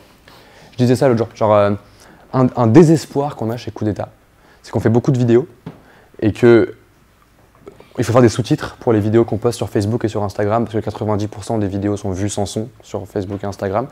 Et que faire des sous-titres, c'est un enfer. C'est insupportable, tu vois. Genre, tu veux faire une vidéo de 30 secondes, tu passes 1 heure. Genre, c'est tout naze, tu vois, c'est insupportable. Le jour où il y a une boîte qui vient et qui me dit « Salut, tu payes un abonnement de 100 balles par mois pour avoir un outil qui fait des sous-titres bien, j'achète. » Idée de business. Mais vraiment, et je suis pas le seul, j'en suis sûr que je suis pas le seul. Qu'est-ce que je disais déjà? Ah oui, je disais de chercher le désespoir. Je suis désespéré. Genre, je suis désespéré, product market fit, etc. Et avant ça, qu'est-ce que je disais? Je parlais de Mr. John, tout ça. Donc, ils partent de ce principe-là. Donc, ils veulent faire un device physique où ça permet aux commerçants en Europe, a fortiori en France et en Belgique, au début, d'accepter les paiements par AliChat et par Alipay et WeChat Pay. La tech est en cours de développement. Okay, donc ils ont leur device, c'est un proto, mais ils ont beaucoup de partenariats à nouer avec WeChat, avec Alibaba et tout ça, donc la tech n'est pas prête du tout. Ils en ont vendu 40 déjà. Ça répond à ta question? Et tu peux le faire pour tout. Genre, closer quelqu'un, c'est pas une histoire de produit, c'est une histoire de relation. Si tu es pote avec la personne, elle achète ce que tu fais. Mais c'est pas évident de devenir pote avec quelqu'un de manière random, ça s'entraîne, c'est un vrai skill, c'est pour ça qu'il y a des sales, tu vois. C'est pour ça qu'il y a des gens dont c'est le métier. Mais ça peut, c'est pas parce qu'il y a des gens dont c'est le métier que tu peux pas le faire toi à ton échelle. Je veux dire, il y a des gens, leur métier c'est d'être tennisman, ça veut pas dire que tu peux pas jouer au tennis le dimanche, tu vois. Donc tu peux t'entraîner à faire du sales, même si t'es nul. Genre moi, m'entraîner à faire du sales, c'était chez Menu Next Door, décrocher mon téléphone 80 fois par jour avec une boule au ventre en espérant que la personne ne décroche pas, tu vois. Et puis au bout de 300 appels, bah c'est toujours pareil, c'est toujours aussi dur. C'est la merde, tu vois. Et puis au bout de 600 appels, tu finis par faire ok, finalement c'est pas si grave, les gens ils me trouvent pas si relou. Parce que c'est ça dont t'as peur de faire chier les gens, tu vois. T'as peur que les gens ils se foutent de ta gueule, t'as peur de... De toute façon t'as toujours peur de tout. Genre moi j'ai peur de tout, tu vois, je suis un angoissé profond. Mais il y a un moment où... C'est le principe du courage, tu vois, genre le courage c'est t'as peur mais tu fais quand même. Si t'as juste pas peur, t'es juste un sociopathe, quoi. Donc il faut dépasser ta peur et puis il faut y aller et faire du sales. Et en vrai, tu vas au salon du vin et tu vas voir un mec et puis peut-être que t'as pas de bol et que le premier mec à qui tu parles, il va te dire non, je m'en bats les couilles, ta gueule. Et t'as le seum, tu vois, et tu fais genre ah, je savais bien que j'aurais pas dû aller au salon du vin et que j'aurais pas dû parler à tous ces gens. Et tant pis, et puis tu vas voir le prochain mec et il te fait ah ouais c'est intéressant machin, et puis tu causes avec lui et puis peut-être que tu as un fit et peut-être que tu vas vendre quoi, et peut-être que tu vas devoir en faire 30, peut-être que tu vas devoir en faire 50. Et la différence entre ceux qui réussissent et ceux qui réussissent pas, c'est ceux qui abandonnent quoi, c'est ceux qui abandonnent avant de trouver le premier client. Bon évidemment si tu en as fait 2000 et qu'il y a personne qui t'a dit oui, c'est que tu as un problème, tu vois. Faut pas être con, tu vois, genre faut pas être un acharné, débile, hystérique, mais tu le sais assez vite en fait. Genre si tu arrives à expliquer clairement ce que tu vends aux gens et qu'ils ont aucun intérêt pour ce que tu fais, c'est qu'il y a un problème, tu vois. C'est qu'il y avait vraiment pas d'intérêt à la base et donc tu réaffines et tout ça. Mais non, la vente avant le produit, toujours. Quelle heure il est? Il est 21h. Ah le bâtard. Vas-y, dis-moi. Donc, tout à l'heure, tu parlais des étapes pour créer un produit, donc trouver les clients et après lancer un prototype. Ouais. À quel moment tu fais le business plan? Après le lancement du prototype? Un peu plus tard que ça. Un peu plus tard que ça. En fait, le problème du business plan, c'est que si tu le crées trop tôt, la réponse que j'ai failli faire, c'est fais pas de business plan, on s'en fout. Parce que c'est vrai, en fait, fondamentalement, pendant longtemps, tu n'en as pas besoin. Parce que le problème de faire un business plan, c'est que c'est juste une perte de temps. À partir du moment où tu te confrontes au marché, ton business plan, il est faux. C'est sûr, tu vois. Alors, tu peux jamais prévoir ce qui va se passer, tu peux jamais prévoir la réaction des clients, tu peux jamais savoir à quelle fréquence ils vont utiliser ton produit. Genre, c'est impossible de savoir, tu vois. Par contre, quand tu as un peu avancé et que tu as optimisé le truc pas mal et que tu vois que tu es passé de le gars il utilise 1 fois par semaine mon produit à il l'utilise 7 fois par semaine et que tu penses que tu as un truc intéressant, là tu peux commencer à te dire bon, vis-à-vis de ce qui existe vraiment tangiblement sur mon business, si je le projette à long terme, là tu as ton business plan qui se met en place et qui est intéressant. Avant ça, c'est juste de la chance quoi. Donc il faut attendre d'avoir quelque chose qui est solide. Juste pour protéger les produits, enfin pour protéger ton idée. Ouais, tu le fais pas. De toute façon, tout le monde a eu la même idée que toi 10 fois. Genre, t'as raison. Genre, les gens qui veulent faire des box de vin, il y en a 1 milliard. Je veux dire, moi, ma grand-mère a eu l'idée de Menu Next Door avant moi, tu vois. Genre, t'as toujours plein de gens qui vont avoir la même idée que toi au même moment dans le monde, parce qu'en fait, c'est logique. T'as un contexte qui fait que t'es pas le seul à avoir des idées dans ta douche. Genre, tout le monde en a, tous les matins. La diff, c'est est-ce que toi, tu vas te mettre à le vendre à des clients ou pas? Et ça te fait un gap, mec, mais t'imagines même pas. Genre, tous les contrats que tu peux signer pour protéger ton idée, ils ont aucune valeur par rapport au gap qu'il y a entre toi, tu as été parlé à des clients et l'autre personne qui l'a pas fait. Ça a beaucoup, beaucoup plus de valeur. Et si tu as encore peur, tu peux le faire. Ce sera une erreur, mais c'est pas grave, on fait tous des erreurs. Quel conseil tu as à nous donner pour qu'on évite de faire les mêmes erreurs que tu as fait toi après ta série là? Ouais. Les conseils, parle à tes clients tout le temps. Genre, sois connecté à ton marché constamment. Genre, il faut que tu puisses dire instinctivement, ça c'est la bonne décision. En tant que CEO, c'est ton rôle. Genre, c'est ton rôle de pouvoir dire, bah oui, genre, évidemment que ça c'est la bonne décision, tu vois. Parce que tu dois connaître vraiment ton marché et donc les gens qui le composent.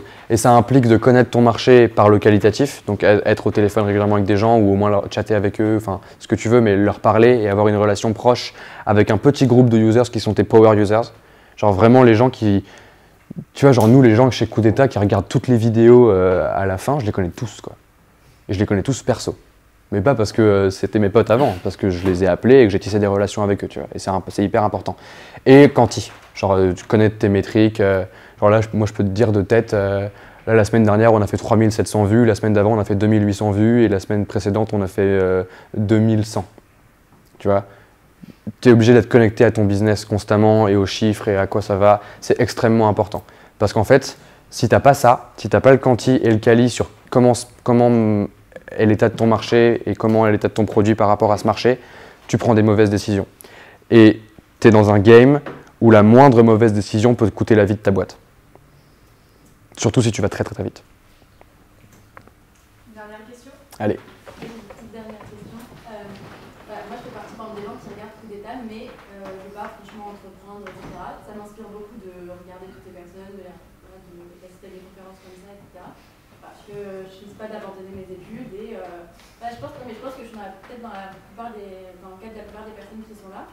Et c'est quoi par exemple ton conseil pour peut-être nous faire sortir du lot en tant qu'étudiant aujourd'hui? On va sortir tous avec un bac plus 5 de la Sorbonne pour la plupart. On va tous faire des stages cet été et on se dit putain, où je vais devoir le mieux apprendre. Toi si tu avais fait peut-être des études comme nous, qu'est-ce que tu aurais voulu faire bien?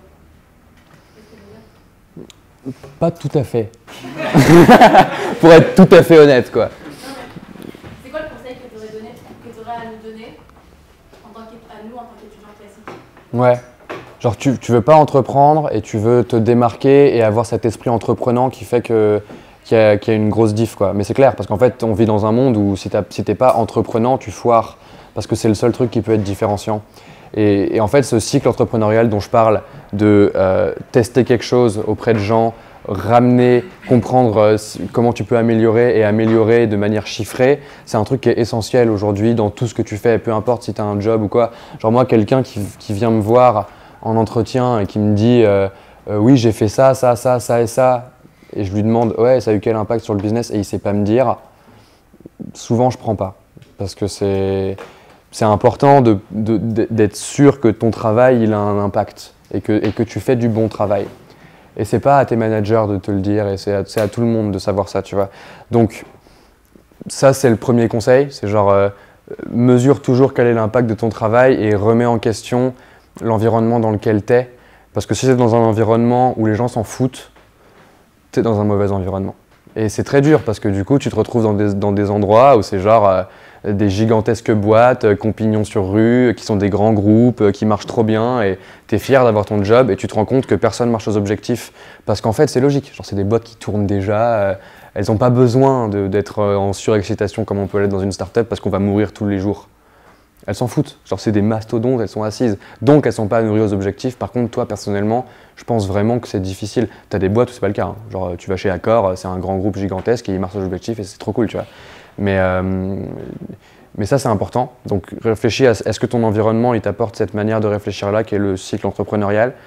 Et après, le deuxième truc, c'est pas de moi, c'est Navo qui avait dit ça dans un épisode de Nouvelle École, où il dit que la chance sourit à ceux qui la respectent. Et en fait, il prend l'exemple de... Donc Navo, c'est le réalisateur de Bref. La série Bref. C'est le réalisateur de la série Bref. Et en gros, il raconte cette histoire du mec qui a monté Bref. Donc si tu veux, le job de montage pour Bref, il est quand même plutôt important. Tu vois.